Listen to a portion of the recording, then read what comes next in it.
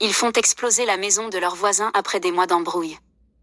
Dans un contexte de tension extrême avec leurs voisins, la maison d'un couple a été soufflée par une explosion volontaire. La cinquantaine de pompiers dépêchés sur les lieux n'aura servi qu'à éteindre l'incendie. Parce que du pavillon visé, il ne restait plus rien.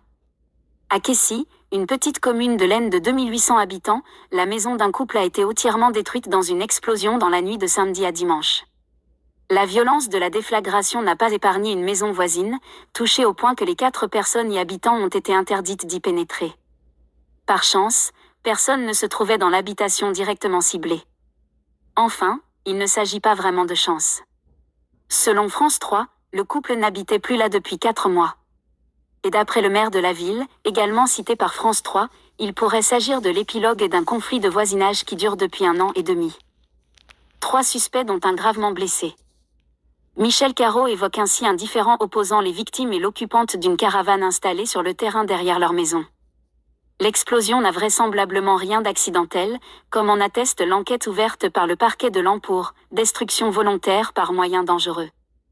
En effet, des témoins ont rapporté avoir vu 2 personnes s'enfuir, dont une cagoulée, juste après l'explosion. Un voisin en a même secouru une 3e, gravement blessée, qu'il a extraite des gravats. Insultes, menaces, harcèlement, tapage. Le couple a déposé plusieurs plaintes au cours des derniers mois, toutes classées sans suite, a déploré la femme du couple au courrier Picard en septembre dernier.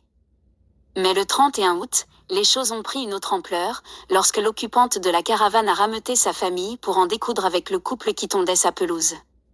C'est après cet épisode de violence et de dégradation que le couple et ses enfants ont décidé de ne plus habiter cette maison. Ils sont allés dormir chez des amis, de la famille ou dans la voiture. « Je crains pour ma maison, je pense clairement qu'ils vont rentrer chez moi », avait déclaré à l'époque la femme du couple.